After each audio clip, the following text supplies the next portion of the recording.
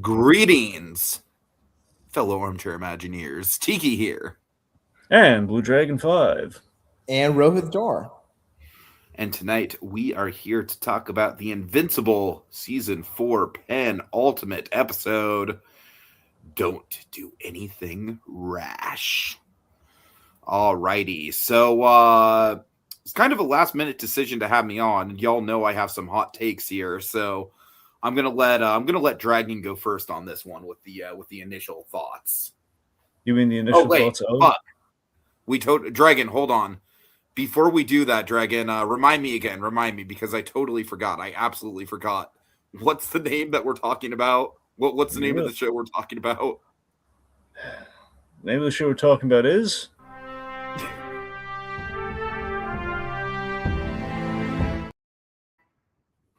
That's what I get for winging the intro. Also, I had a really good in for you to cover up that fact, and then you just completely stepped over it with like, "Hey, what show are we talking about?" Ladies and gentlemen, this is the impact of doing things live. So you know what? You know what? Fuck it, Dragon. Give me your end. Give me your end. I don't want to spoil it for you. Give me your end. So it wasn't anything fancy. It was like. And, of course, the show we're talking about is...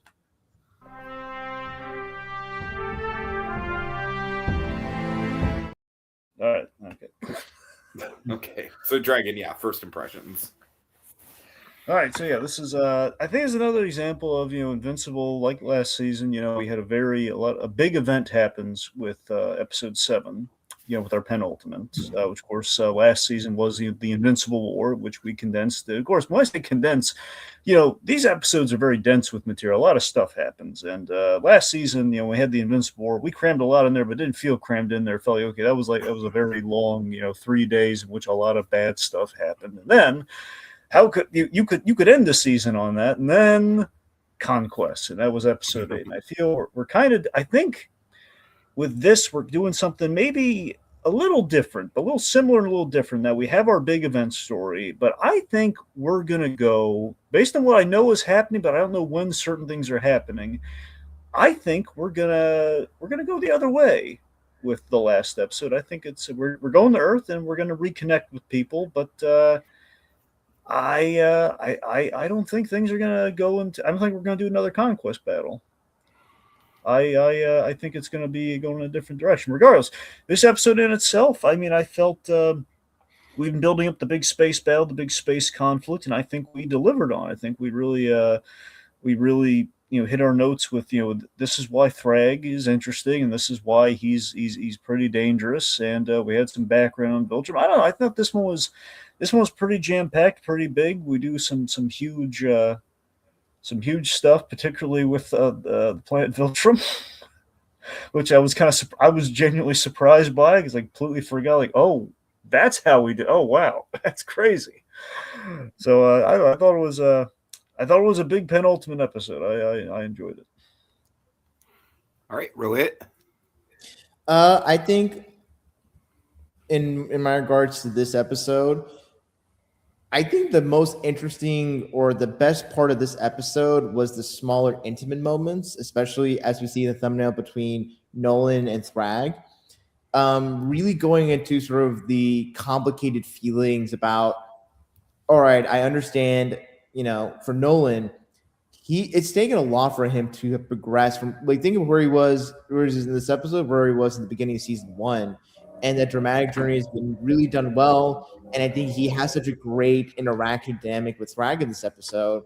And I think for the overall big action set pieces, I think some of them are really good, especially with the Rendiger Viltrum, and certain key moments with certain characters. But I feel like for me, not that it felt empty, but I think the oomph factor that I feel for a lot of Invincible action set pieces really comes when characters are having a lot of heavy gore or visceralness that's mixed in with the impact of physics in environments, tangible environments.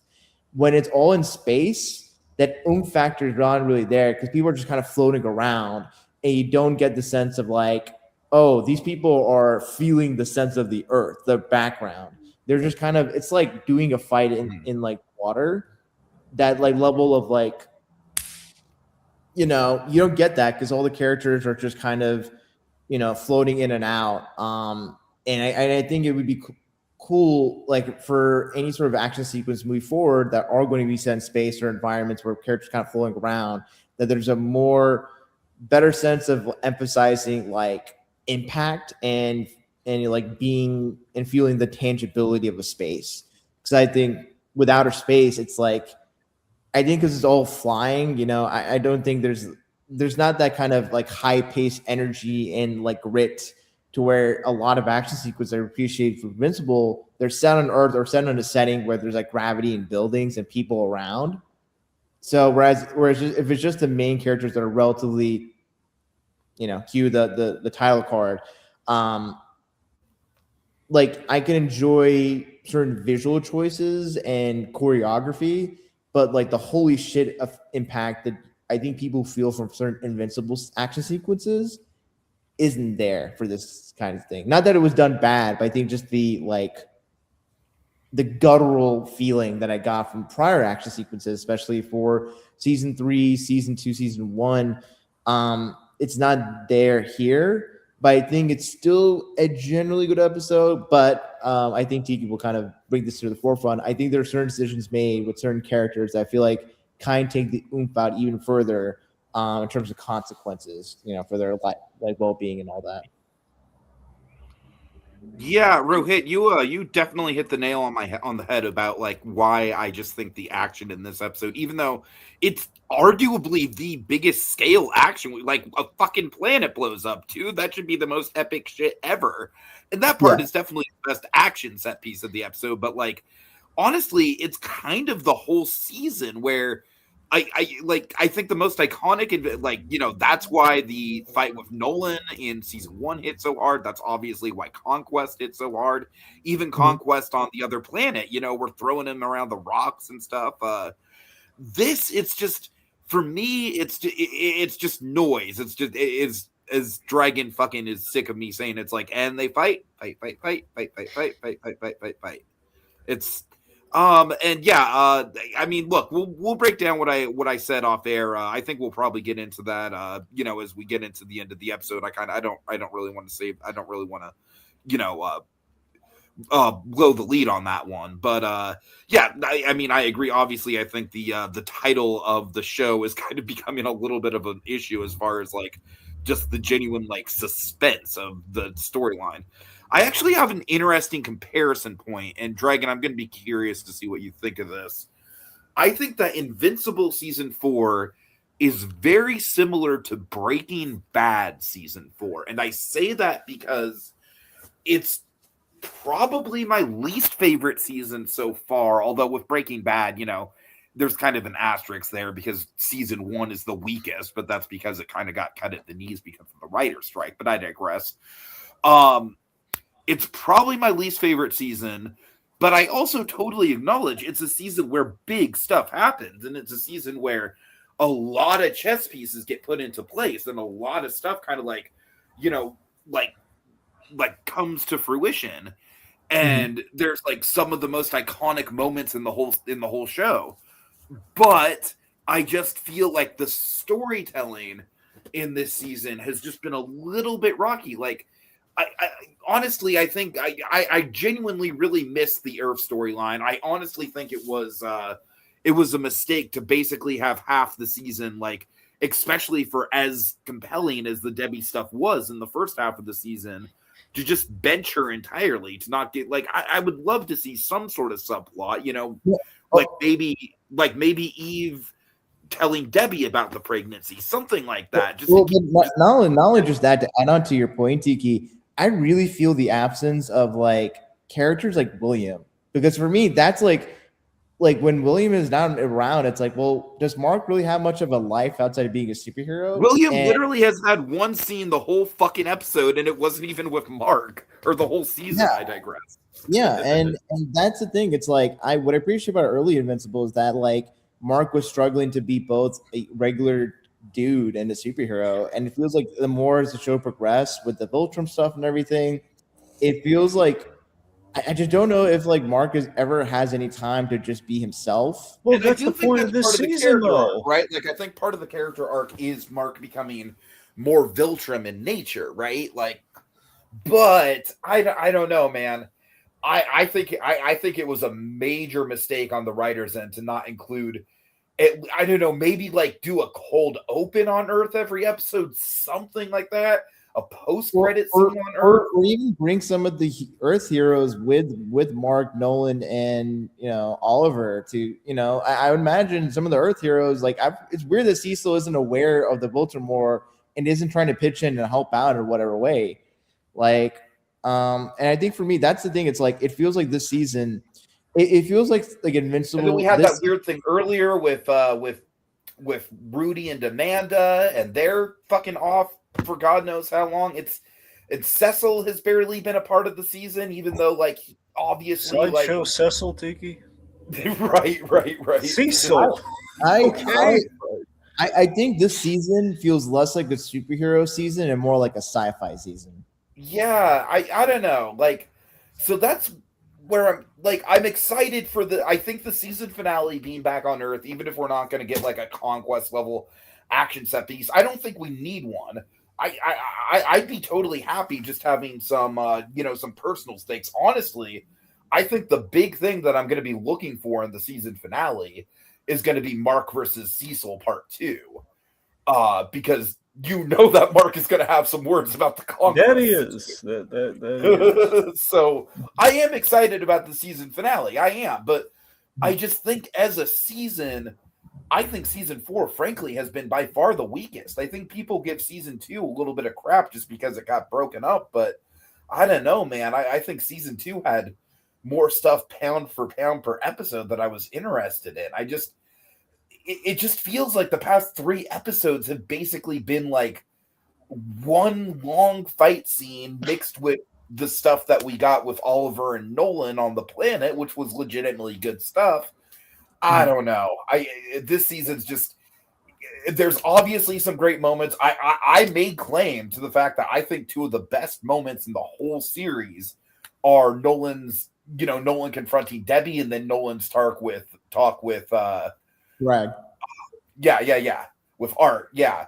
And I think one of the best moments of the whole show is Art's reaction after Nolan flies away. That moment just it lives rent free in my head, dude.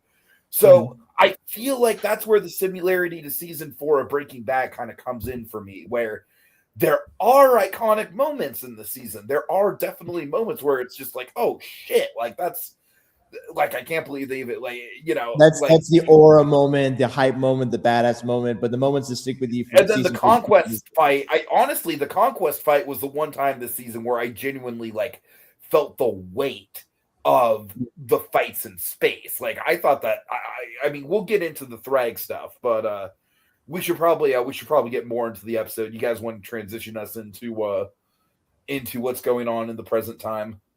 Sure. All right, so we open on basically have a flashback of the grand betrayal that happened on Viltrum and everything that kind of fell before it, basically the Argyle era. So we flashback to Grand Regent Argyle, who was this was a cute my little skull. What? I'm sorry. I said my skull.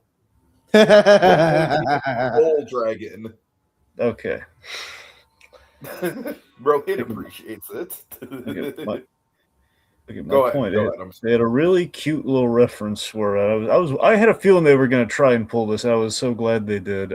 So we saw Grand Regent Argyle, the original leader of Viltrum, who basically is the skull throughout the season, and that he is voiced by Frank Welker. So, and he's basically doing the Megatron voice. So we have Frank Welker going up against Optimus Prime. So a little Transformers love fest. That's cute. Mm-hmm. Right. That was nice. I was like, oh man, that's really cool. Anyway, so we see this opening, and I love how just civil it was with with Thetis here. Thetis is he was still on the Viltrum side here, saying, well, look, I mean, we should respect that, and we want them to be more like us. If our whole thing of we're trying to make the galaxy better and more like Viltrum, and kind of align with our values, we shouldn't like just wipe these guys out and like deplete their population. We should, maybe we should have a bit of dialogue or something, but we shouldn't just like wipe them out like by 25% all if they trouble us the whole race. And that was where the breakdown was, right? That's where Thetis kind of woke up to, maybe we are not the good guys here. Maybe we're overstepping it a bit. So, but here's what I love. Yeah.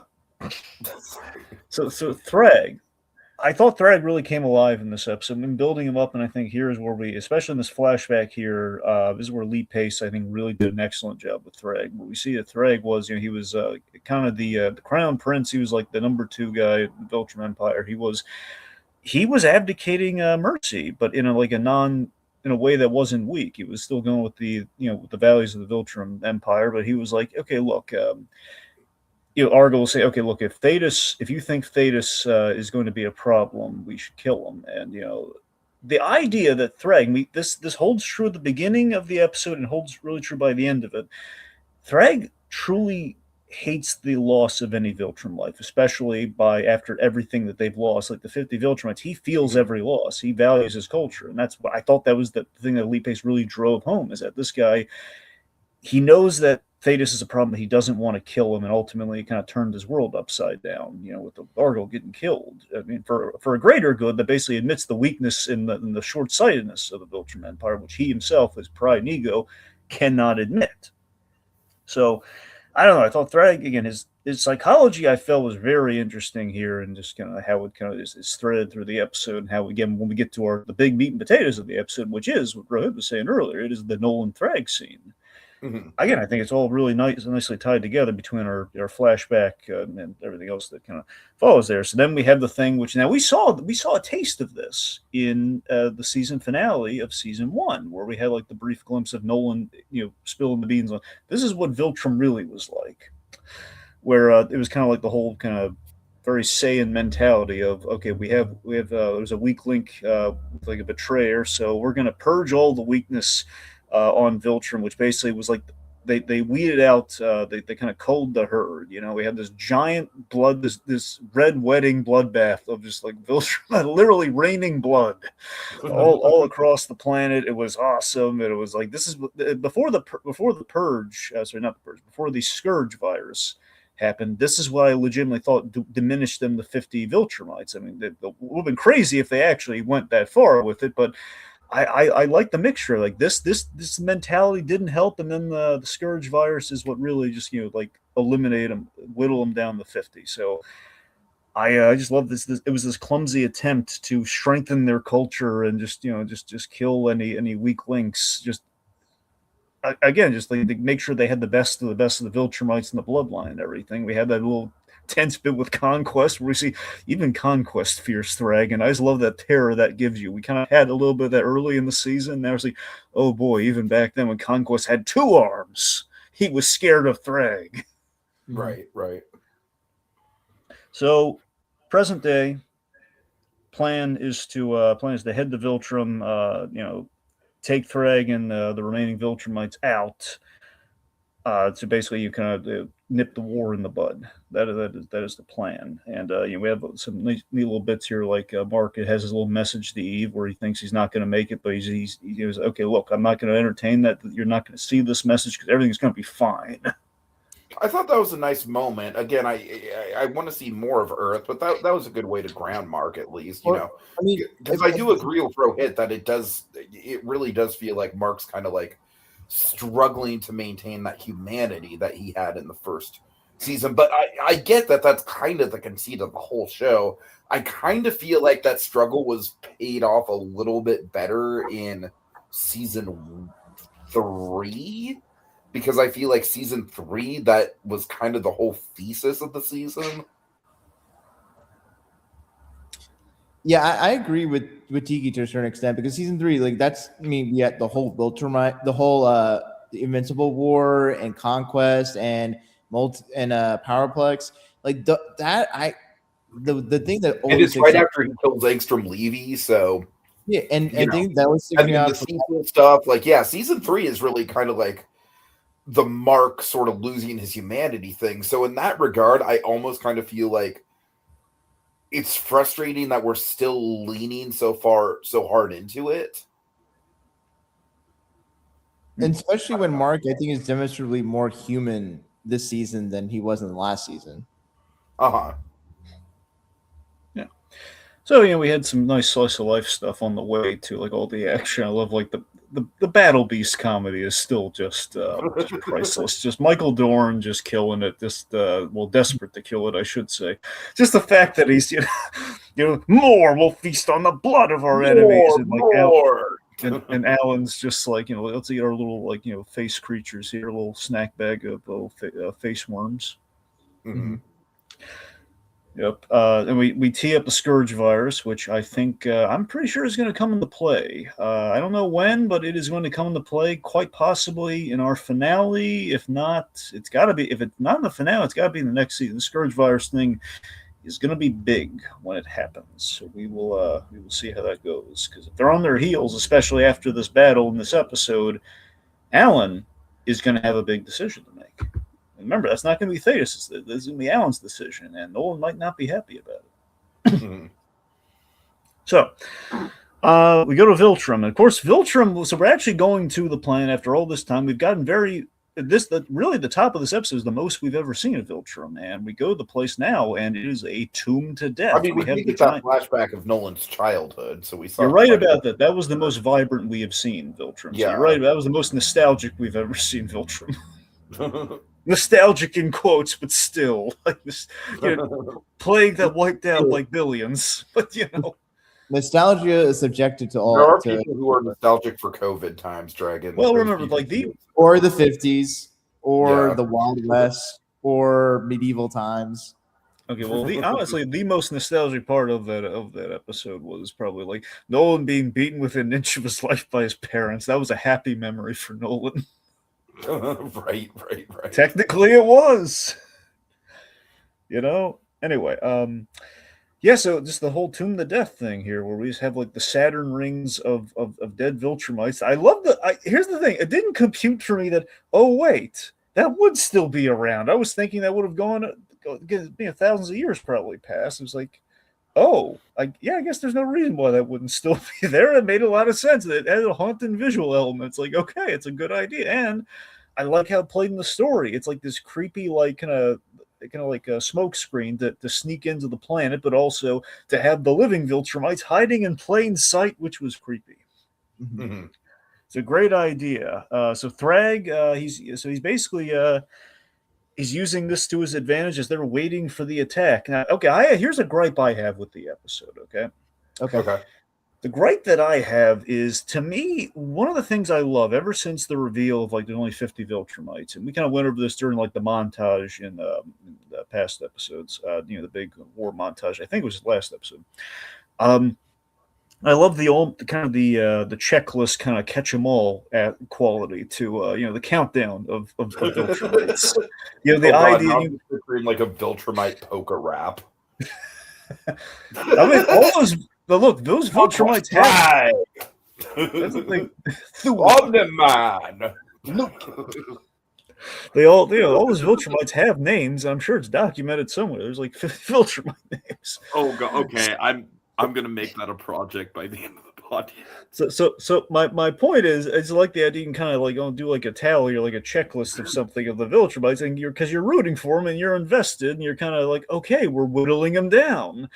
And we had like 6 Viltrumites leave the planet, and to me, it feels like more than 6 Viltrumites and then Thragg are there during that battle. At the very least, it's now a few of these Viltrumites have to survive for plot purposes. Obviously, a few of them do.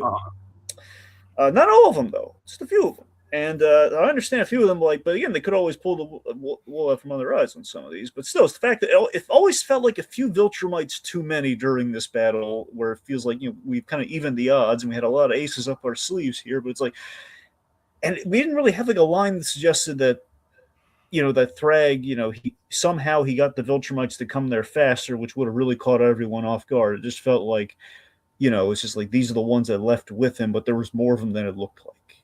It might be, it's more of a nitpick, but it's just something that this is more of a thing in combination with your gripe of the whole like the lack of gravity with the space battle. With to me, it's like I feel you on the impact of the punches. The other issue I have with the action, which we'll get into, is the whole. We had a really great bit that I think you also loved in the first time we had our space battle when we kind of interrupt our trip to Telestria. The idea, like, you know, Oliver is like, you need to breathe, go down that planet. The idea, you're basically in water. You're basically like, you know, you have to, you hold your breath for a long time, and, you know, it's like again, it's for a long time, but still you got to get air at some point. If you're gasped, like if you're punched and everything, like later on in the episode, Mark gets like punched in the throat, and I'm worried for him oxygen wise. But the problem is they spend way too long in space without addressing that, and that kind of bugs me. Like, so like during this whole battle, which goes on for a while, it's like we're not addressing. Like in the back of my mind during that first battle, I'm thinking, oh god, they're you know they gotta breathe at some point. We go down this planet, which is kind of how we're re-upping. But this whole battle, especially going up against Thragg, and I'm sure burning through some energy, you know, they're safe. It kind of takes a little bit of the stakes away in terms of the whole like, you know, running out of oxygen thing in space. Mm-hmm. So these are the little things, like too many Viltrumites on top of like the air thing, which are good elements to keep in play, but they kind of, when we don't address those elements, that's my hang up with the battle. But the elements that we have in the battle, which are really cool, like, you know, Tech Jacket actually gets to do stuff that counts. And I thought that was a really good idea. Like Tech Jacket has 10 darts. They've used Tech Jacket pretty effectively the whole season. Well, I mean, it's not that. It's just that Tech Jacket tactically in battle will be torn like tissue paper by a Viltrumite. That's the issue. The issue is that Tech Jacket can't go one-on-one with any Viltrumite alone. But yeah, but I mean, she does good support, and I feel like they've kind of shown that the suit can at least sustain some damage. It's basically an Iron Man suit. No, you're right. No, that's what I'm saying. I'm saying like, I think from what I understand, it's like a way more strong, like impenetrable Iron Man suit.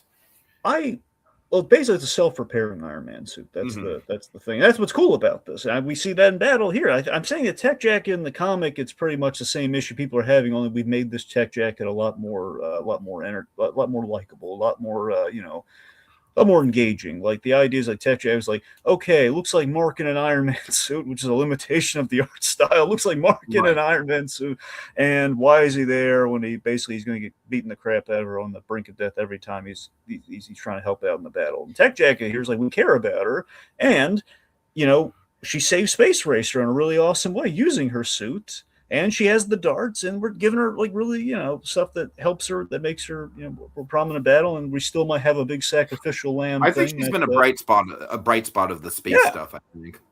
Yeah, I mean, she's a great character. I'm just saying, in terms of why bring her along, that's the thing. Which I think this episode, like, we finally got an answer. She's actually useful in the battle, but not in the traditional one-on-one sense. But you know, we're finding a different way of doing it. Anyway. All right, Dragon. Can I do it? Okay. Kill them, gotta kill them all. Viltrumites. Conquest. Thragg.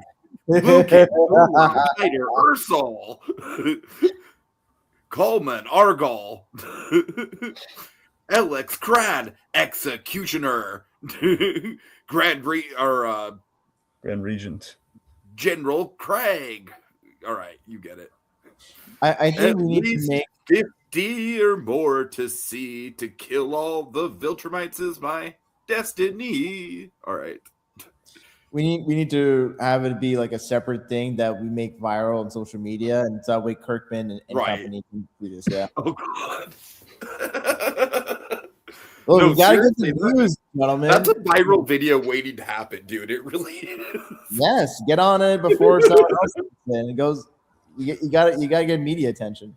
Oh man. So a few of our action beats that are really neat is I love that these darts basically act as kind of like a red sun effect to the Viltrumites, in which they become very vulnerable, in which Alan, like, he punches one and basically wears them like a sleeve. It was like, that was a great like reveal into the Seth Rogen reaction, kind of like, oh God.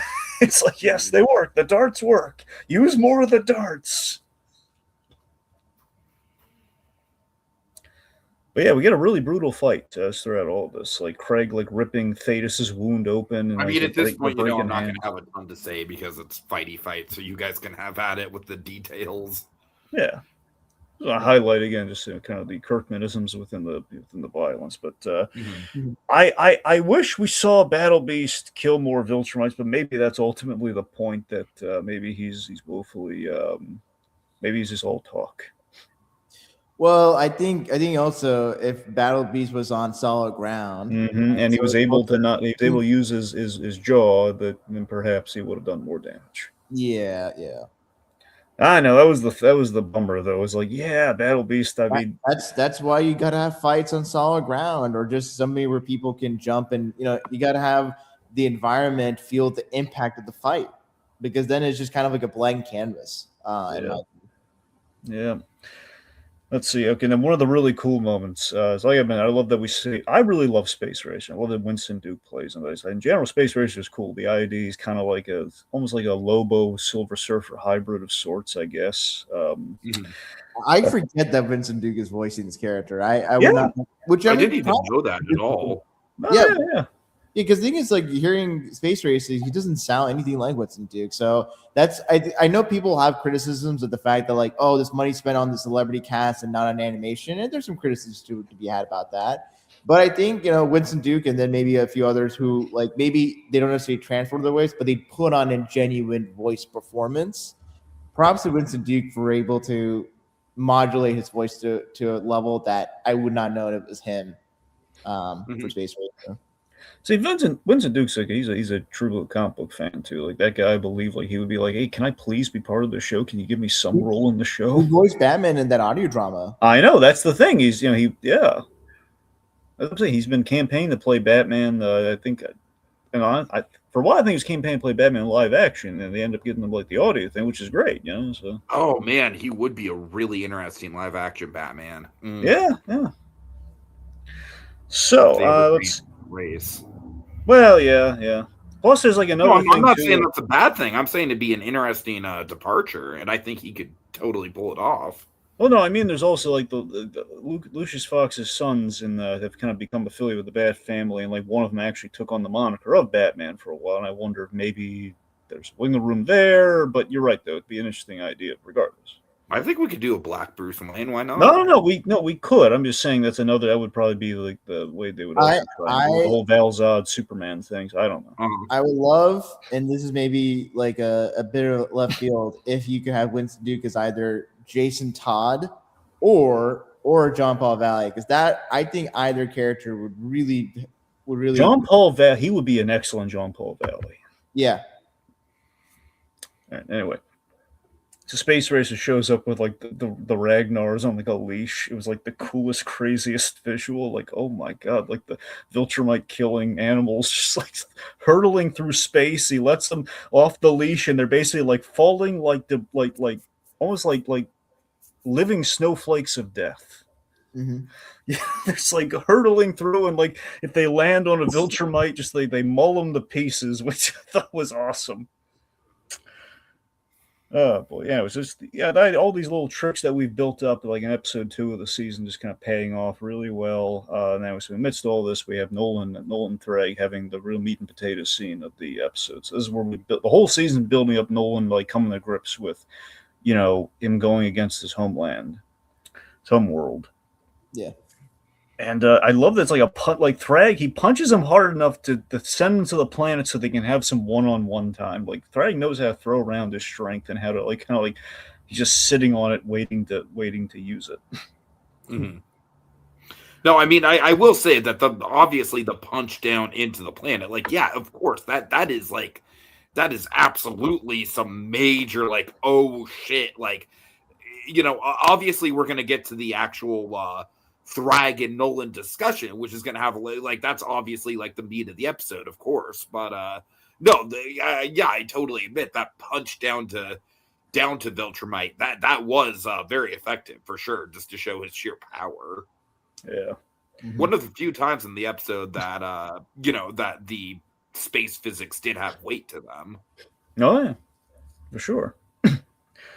So yeah, I mean, I love that from a visual standpoint. We with the flashback we had, the other flashback we had, the Viltrum was like kind of vibrant and everything before all the death, before like the Scourge virus hit and everything. Nolan was at a place where he was kind of feeling kind of complete. He was feeling kind of honored, like, he did the rite of passage and everything. He was kind of joining the cause and everything. Everything was going great for a hot second. And the whole series up to this point has been him just kind of going from there to kind of where he's at now, and just seeing the error and the ways of the culture he invested everything into, and he only saw the positive things up until he went to Earth, and he kind of saw like the impact. And the idea that he's returned home after all of that, and it's just this dead tomb of a place, and it's just him and the leader, and the leader's trying to make a compelling argument. I love that Thragg's not just like he genuinely cares about this, and I don't know. It's always possible he could have just instantly turned on Nolan, but I really think just with the character of Thragg. No, I genuinely. That's the interesting thing about Thragg, is that he is genuinely honorable for the Viltrumite cause. I think that's a really interesting type of villain. It's like of course it's an old adage with writing villains, is that the most interesting villains are the villains that firmly and totally believe that they are absolutely morally in the right. Yeah. So I don't think you get something as interesting as that if he was just planning on turning on Nolan as soon as he could. Like, I think him genuinely saying, "Come home, Nolan." Like, I think there was just I think he was genuine. Again, it leads into why he didn't kill him at the end. Like, look, I can't spill more. We'll get into that. But you see what I mean, though. It's just the idea of just like ultimately. I wish they would have visually implied more that he made the active choice to not kill him. Well, I'm just saying. Even at the end of this scene is where he says it. The whole thing of every Viltrumite, right. Every blood spilled of Viltrumite is like I'm botching the line, but essentially he says something along the lines of, "It's a tragedy to lose it's a waste. Life. It's a waste." And but that's the thing. I just love that he does not want to have to kill Nolan if he can bring him back to his side. And again, he's just confident. Look, based on Thragg's strength alone, is the ego of the Viltrumites, and just the fact that even though there's only so many of them left, because again, even before the Scourge virus, they would kill their own people to bring out the best of it. He's looking at oddly, Thragg is the ultimate optimist in a way. In that he sees like, no, this could work for us. This is going to make us stronger, make us better. It's like, yeah, we've lost a lot of people, but they were weak anyway if they couldn't stand up to the war and everything. We're going to be okay. He knows they're not down and out. And again, a lot of that, as we kind of see here, is kind of coupled to we have our gracious utopian place, which again he doesn't realize. This is just sad. What you're protecting here, what you're honoring, this is sad and a monument to death. Why can't you see? This is just it echoed with voices. Yeah, echoed with voices that are now gone. You can blame Thetis all you want, but it's like you killed everyone before that. Yeah. Just because you were sad. Anyway, so it was just Nolan's not questioning it. All he's saying is yes, Thetis, he is not happy with Thetis. He hasn't forgiven Thetis for wiping out his people and his father and everything. So I love that Hurt is there, but he is seeing, what the next generation is seeing, and how the Viltrumites have gone too far, and it needs to be stopped. And Nolan has J.K. Simmons. He brings such a kind of a withered quality to it here, of just the war is over, man. Just admit it. Viltrum's done. Just let's just. It's not even a confidence. It's not a firmness. It's just please, just let's put this to an end. It's over, Thragg. It's done. It's kind of a nice it's a very honest conversation, I guess is what I'm getting at here, just between the two of them, coming from the very different kind of perspectives on this. But it's just there's that let's talk, Nolan. We never talked. Sure we did, but basically not through words, Through fists. Yeah. Mm-hmm. The fact that again the Thragg does respect Nolan, I think to a degree he respects how much stuff he stirred up in response to this. I think that's why he's really giving him an audience here. And I think maybe fundamentally, aside from the whole philosophy, he doesn't want to waste Viltrumite lives. And Nolan was very formal. He was sent to Earth. He was chosen for that task.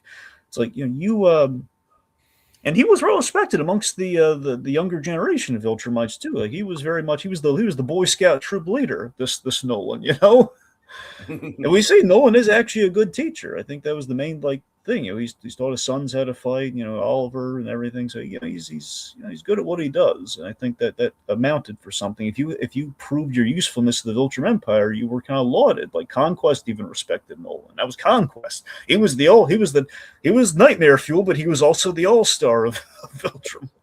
Right. They didn't even give me a name, just a purpose. That guy. Yeah. Anyway, so it's good conversation between them.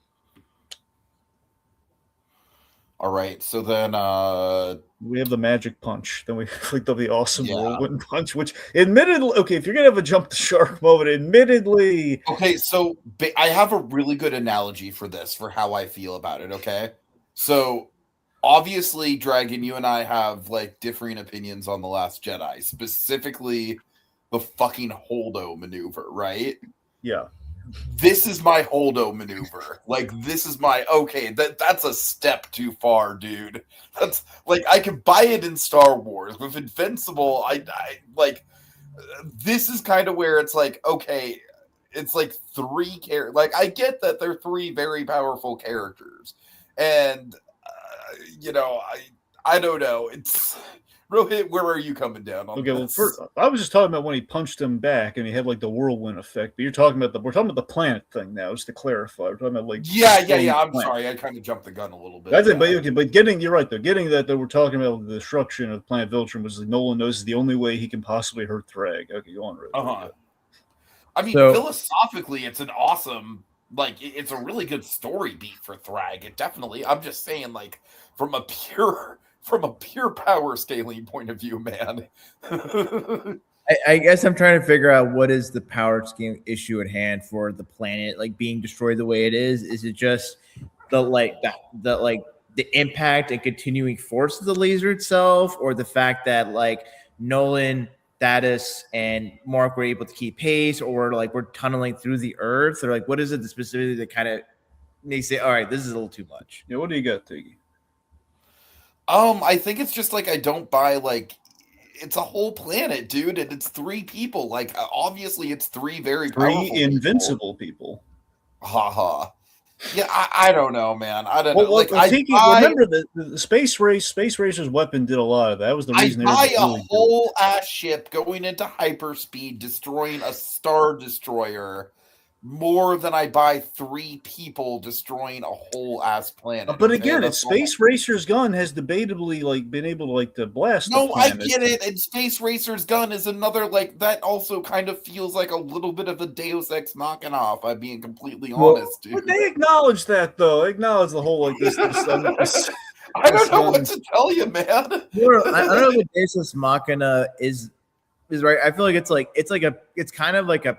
a logic breaking or rule. It's like a world breaking weapon. Yeah, it's okay, if we have this, then it's the invincible equivalent. It's the invincible equivalent of the time turner from Harry Potter. Because with that thing, I don't know. We also have the ultimate nullifier to a degree. It's kind of that one's more of a placebo. Why is it the Space Racer is the only one with that type of gun? Why has nobody made multiple versions of that gun to just shoot at? Right. No, I feel you.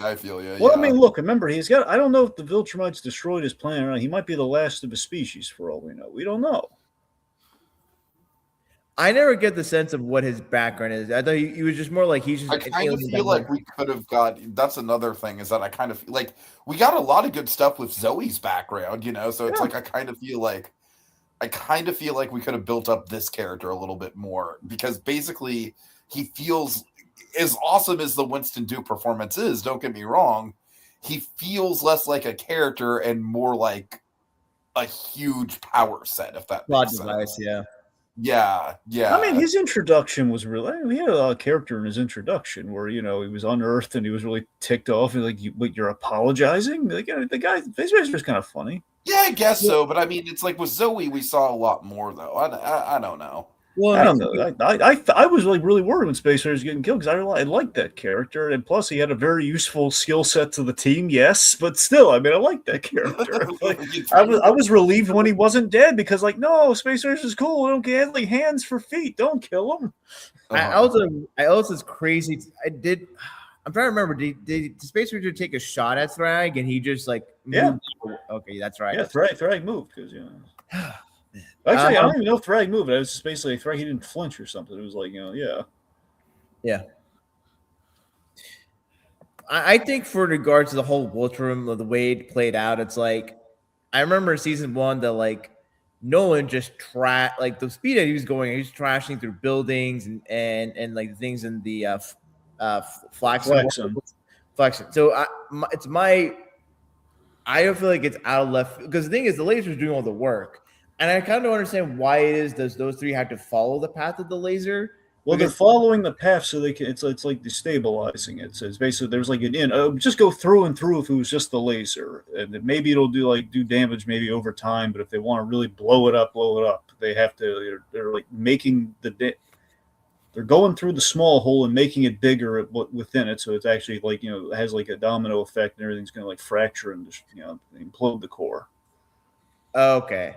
That's the idea.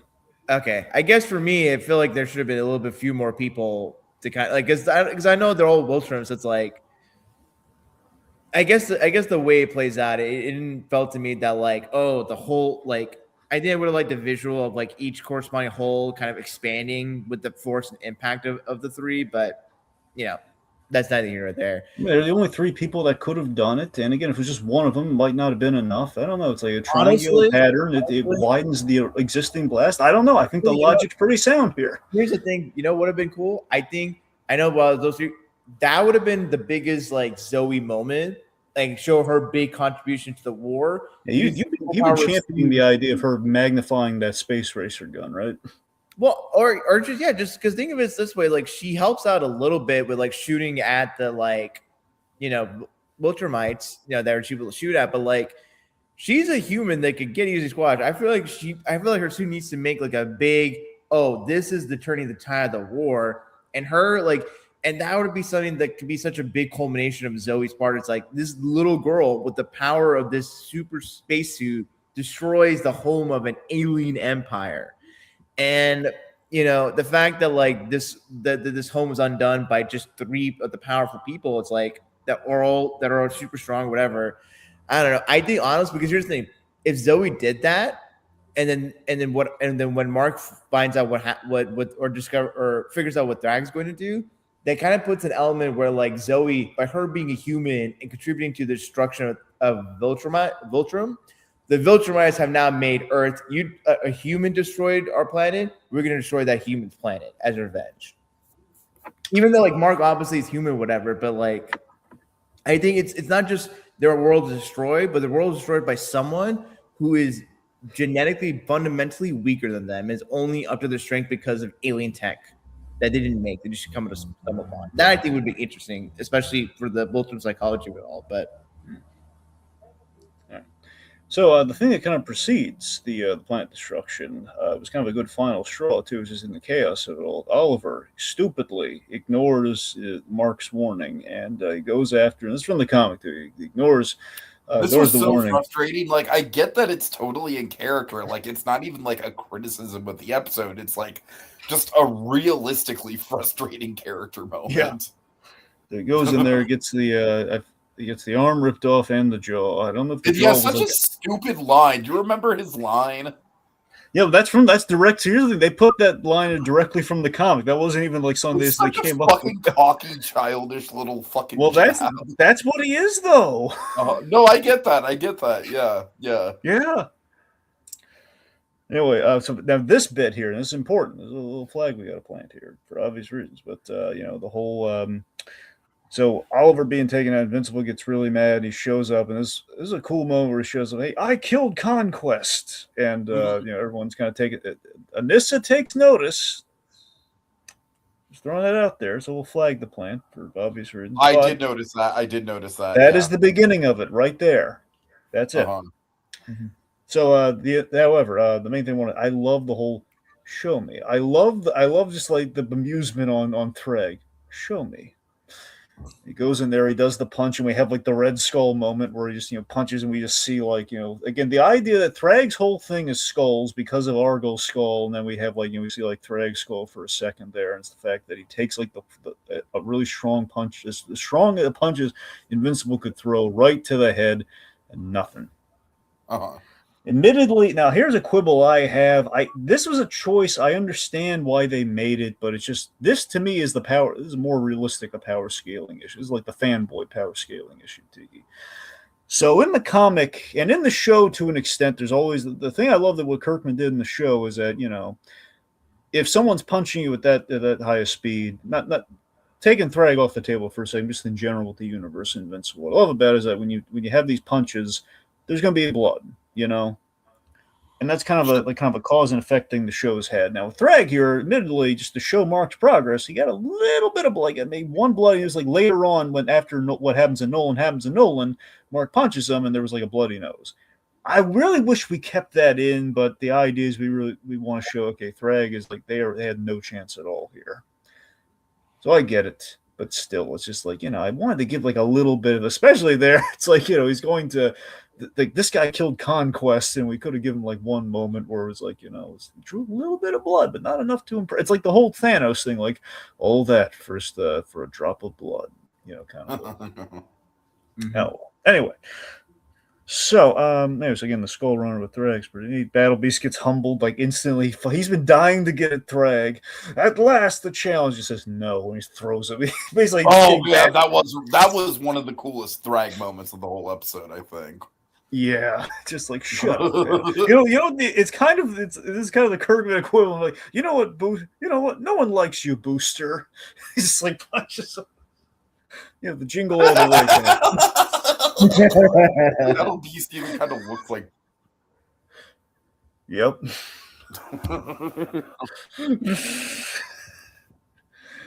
Okay. Anyway, so I guess we are so Nolan's big plan again. He had very much the. Again, I like that Nolan's plan ultimately was strike at the Viltrum ego, and like the whole point, the planet's dead, and you're never going to realize this unless I take it away from you. It's. And Thragg is just beyond ticked off afterwards. The whole idea was, okay, we're going to basically... Thragg's reaction is definitely on point, for sure, and it makes the whole thing, like, worth it, and it's one of the most memorable parts of the episode. I love that for a moment, everything seemed like things were going to fall into place. You're like, okay, we took your flag, we destroyed your planet. Let's just call it a day, guys. Let's talk terms. Let's just, let's end the fighting now. You got nothing to fight for, and Thragg is like, I'll die first. I choose death, he says. And just in an instant, the speed of Thragg is what's really scary about this guy, ultimately. I like how we really hit on that. It's not like the guy's strong, obviously, but the fact that he has that strength and this is in the deep of space, too. Just it's like his powers, he didn't have to really. Everyone else we had to worry about with, I think, the whole like putting him in space and slowing down the impact of the punches. Not this guy. And that was the benefit of putting him in space, that he can move that fast and that strong despite being in space. Shows up, rips Thetis' head off his body in one move. Mm-hmm. You're all next. It's pretty good. This is kind of the equivalent. Let's see, Rohith, are you familiar with The Walking Dead? Yes, I'm very familiar with The Walking Dead. Okay, so this is basically the equivalent to the Herschel death, wouldn't you say? In what sense? Beyond just two... Well, the beheading and then also the villain making a statement like, hey, if you fuck with me, this is what's going to happen. The fact that it's like the mentor figure that's getting killed in a very kind of like public display sort of way. I don't know. Kind of shades. I see it to a certain extent. I think for me, the difference in my mind is that like my feelings about said character, like Herschel, like I felt so strong about the death because Herschel was a character that I think you spent a lot of time with in the show. He has the thing with his like, children and him being like a kindly farmer and trying to get away from the apocalypse that just comes into his doorstep with the governor. And for that is like, he's an interesting character that, like, I think later on there's some more. For me, I feel like I wish we got more of Thaddeus, and I think it'd been so interesting to see because the thing is, Thaddeus is kind of like a Thetis. The man is dead. Thetis. Thetis. I apologize. Thetis. I wish he's like the Uncle Iroh of Invincible, but I wish we got to see more of like his emotional. I will admit, I never really kind of locked onto his character. I almost kind of always viewed him as just sort of an not a plot device in the same sense that, like, that the other that kill cannon is a plot device, but yeah. Well, Thetis got a lot of development this season with the bits that we had with them, which I think more than the past. Past, you're right, maybe it's a little bit more of a plot device-ish thing, but it's like Alan was really affected by his death, and that really hit me too. Like the whole thing was so good. Like, Alan, find Oliver. Yeah.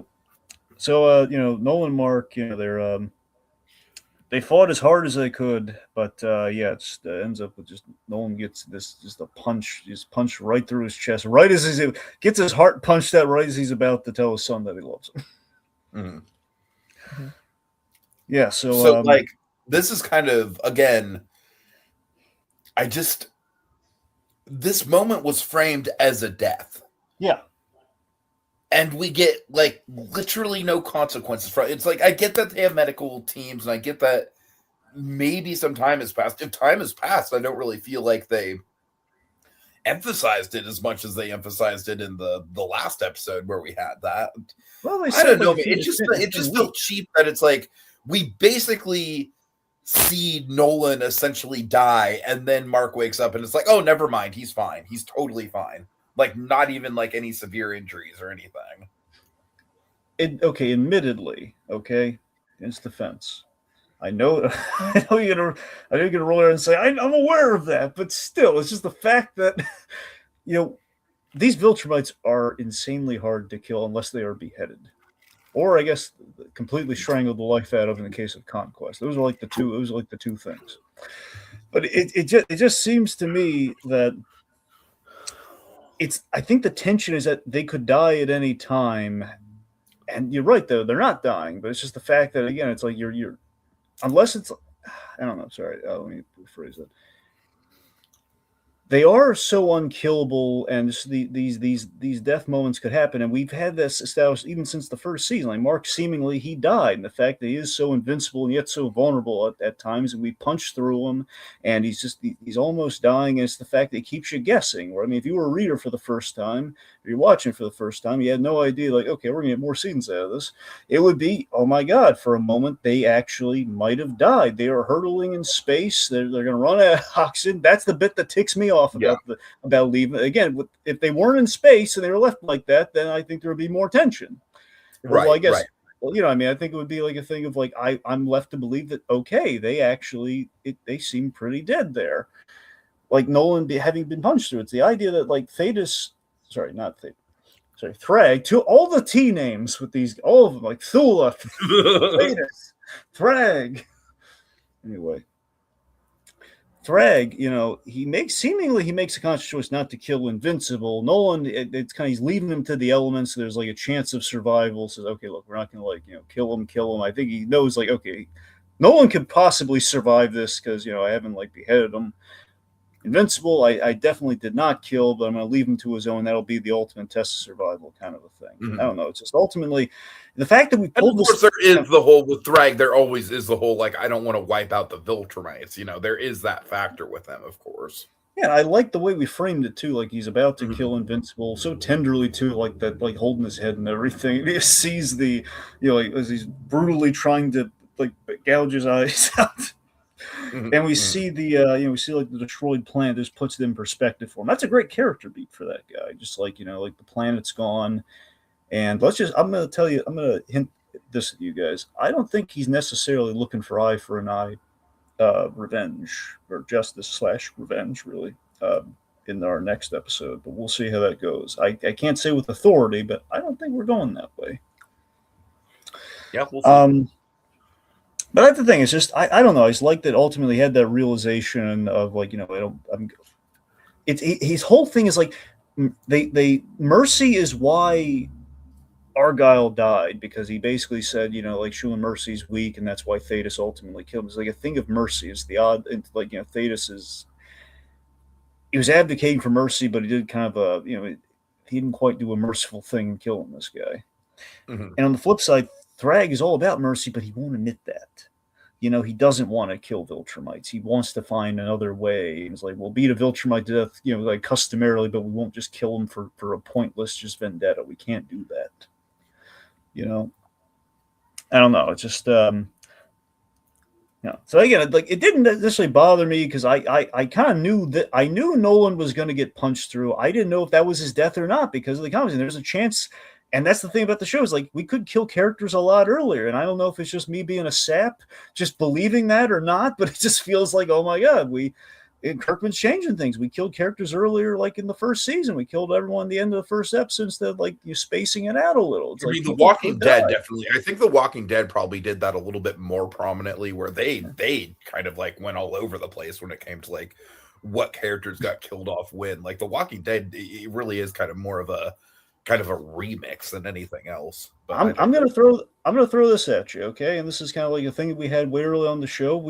I think it's a problem you had earlier on in the show as well, where, after these severe battles, the GDA came in and they would, bring people back from the brink of death. And it's like a thing, just that's the way death works in the Invincible universe. It has to be final for it to really count. It has to be like with all the violence, it's almost like a power scaling of violence. Like, if we have to top it somehow, we have to make it definitive. Otherwise, why didn't the previous thing kill the guy versus this new thing? So that's the thing. It's got to be a really, it's almost like playing by Dragon Ball Z rules, in which death kind of means nothing unless it's like really memorable or really counts. And obviously, Dragon Ball Z, it's very convoluted in terms of like the rules of like the Dragon Balls, bringing them back twice, and we build a new dragon, all that yada yada. But you see what I mean, though? It's just the fact that like death has to count, but it's like if we're going to top that death and make it really count, that's going to be shocking when we actually do that. So it kind of makes you excited for if we do actually kill a character. I guess so. I can see where you're coming from. Yeah. Anyway, so ultimately spares them. Weeks go by, and they have access to medical technology versus being stranded on a planet for months. Mark and Nolan have healed up. Oliver is severely damaged, still in the back of the tank, understandably. And we're looking. I love the eeriness, the Jaws-like logic of like, now with the planet gone, we don't know where the Viltrumites are. They're spread out, and Thetis, their leader, is they're in hiding. Viltrumites don't hide. And then Mark is like, they're going to Earth, eye for an eye. Now Mark might be right, he might not be right, but this is not going to be good, folks. I'm going to tell you that. It's not going to be good, and it's going to be things are going to get complicated. Not complicated in a bad way, but complicated in like a dramatically bad way. Like, oh boy, these guys are things are going to get uncomfortable when Mark returns to Earth. In many ways, we already know the pregnancy is coming, which, again, the thing that has me excited is that we have messed with time. The biggest change that we made this season from the comic is again, when Mark was in the coma and when he was recovering from the conquest battle, 10 months went by in the comic. This was 2 plus a few weeks, so roughly 3 months. So obviously, by the time he got back to Earth, he already had the kid. Yeah, essentially, yeah. It's So the point being, we might be really reconfiguring things with the Eve plot. Interesting. That's what really interests me. That's the biggest change that we're potentially looking at. Where I don't. Again, there were some things in the comic that did not go down well when Mark was off planet. With Eve, and we will see if we stuck to them. But there's gonna be a lot of interesting stuff in our last episode. I can only tease you guys that much. I just don't know if we're gonna have necessarily a big climaxy kind of brawl, but I think it's going to be more character stuff, honestly. I will be interested if maybe Mark takes time away from me, and I think maybe this is something where Mark, in doing the whole superhero sci-fi thing, he sees Eve being visibly pregnant, and then has to make a decision about how he maybe that's the opportunity where in between seasons 4 and 5, he retires from being Invincible to focus on taking care of Eve, as she's pregnant. Or maybe they go through that. That's the whole entirety of most of the 5th season is him being out of action, and then maybe someone, and I know this because it's been spoiled on the internet, about like someone will take on the mantle of Invincible. And maybe something happens that prevents him from being invincible. I will tease that much. Yeah. So I have a theory just based on what we might expect from the last episode, or at least what I hope is, I would like it if, at the very least, if we had an extended cold open, just catching us up on what's been going on Earth since everyone's been gone. Well, the 2-month montage kind of deal. Yeah. Just kind of like, focus on Debbie, obviously focus more on Eve, maybe get one more fucking scene with William by the end of the season. See stuff with the Guardians. I don't think we're missing a lot with William right now. See stuff with the Guardians. Well, Dragon, it's not like William is like some groundbreaking deep character, but I just you're making it sound like you're kind of making it sound like he is. I guess. Well, it's not that like William is like one of the most interesting characters in Invincible. It's just more right now he's a pregnancy purse. Let's be honest. That's what he is. That's the problem, though. Well, no, but because I think what Teague's trying to get at is that when William was in the show, like that was when Mark got to feel a sense of being a person. And I think the stuff with like William and his boyfriend at the college, and like William was there to help show the human aspects of Mark. And since he's been out of the narrative, like he's kind of the stand-in for Mark being just Mark Racing. And with him being more of Invincible, like I feel like you miss like the whole point of Invincible is that it's taking the superhero tropes and then doing them unfettered without worries and concerns of editorial oversight and all that. And I think since Mark has become more and more of a superhero, I feel there's not much of a direct commentary of how that could be impactful on him, both positively and negatively. And I think William kind of being so out of the narrative, it's like it doesn't even come up as a question or something of concern for the creatives, at least to me from what I've seen so far. All right. Well, I mean, look, I'm not. We kind of went over this already. It's just the fact that it's just that Mark's been really preoccupied with all the kind of the inner Viltrumite within him. The whole like it might be the whole son becomes the father thing, father becomes the son. No, I get that, but that's kind of. Yep. Sorry, it's like that. That's again. That's kind of why this season, even though it's got big stuff in it, it's kind of just not really winning me over, because we are kind of drifting away from some of the stuff I like. I don't know. I guess, what I'm getting at is like he's being torn. Again, we started the season off where he's thrown himself into it, trying to make up for all the bad stuff. So that's why he hasn't had time for William. I think we're talking past each other, because you're explaining the Watsonian, like the in-universe logic of why Mark is so divorced or distanced from Earth affairs. Tiki understands that he's just saying that the overall impact it's not a compelling story because of such decisions, right? And so I feel like what Tiki and I are arguing is that the earlier seasons, but having the Earth stuff made Mark's actions and his sense of self more impactful, because we see the impact and consequences, good and bad, on the human characters. But the season is focusing much of the broader Voltron story. Like you're focusing on the big macro plot, but the little people that compose the art of Mark's world on Earth also factor in or should matter. And without that, like it's just, all right, we're going to deal with like a big alien race, and it kind of feels. It becomes too big, and you don't have the personal human side of things that make it more resonant for Mark to go all the way to risk his life and well-being to save Earth from the Viltrum Empire. Well, there's going to be a lot of room for that. I mean, between the next season and this last episode to tee that up. So that's what I'm saying. I think we're going to get into a lot of like more Earth set stuff. It's just, this was the stuff that had to happen this season. It had to happen. That's the thing. It's like this is a season that's not like putting the chess pieces in play, but that's not as interesting as seeing the chess pieces move to in certain positions or strategies. So that's all I think you're trying to say about this. Okay. Well, I mean, I guess that's it. That's pretty much the episode. We're just in speculation territory now. So, yeah. Is there anything else? I'm very. What? Sorry, Rohith, go ahead. I'm very curious to see because in sort of the preview or like the clip highlight, like emphasizing, oh, season 5 is coming out next year, whatever. I mean, we see Matthew Reese, who's voicing Tyrannosaurus Rex, and then I'm very curious if like the whole Damien Darkblood, like that teaser sting will be followed up on in the next season. I would not. I'd be very interested if magic becomes a prominent plot in the next season because I feel that's something that hasn't been fully addressed, especially with the whole mummy possession thing. I heard, I don't know how true this is because right now CinemaCon's been going on. There's been all this old news. Oh God, don't get me started on CinemaCon. So let's just say if I don't know how true it is, but I heard that Tech Jacket might be getting like kind of like the special presentation episode thing, like Adam Eve had.